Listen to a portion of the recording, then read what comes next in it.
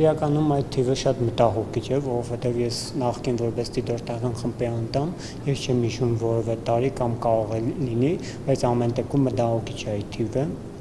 որովհետև անձինք անազատության մեջ են գտնվում ու փաստացի ստացվում է կյանքի իրավունքի նկատմամբ ոտնձգություն, որ արդյոք այդ մահվան դեպքերը արդյունավետ քննվում են, որովհետև փակ է հիմնականում լինում, տեղեկատվություն չի լինում, արդյոք այդ դեպքերով քրեական վարորդներ նախաձեռնվել են կամ քրեական վարորդների նախաձեռնելու դեպքում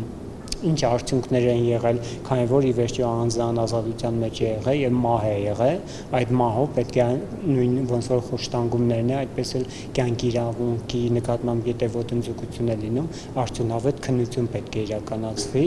ու իրականում շատ ցավալի է, որ այսքան քիչ ժամանակում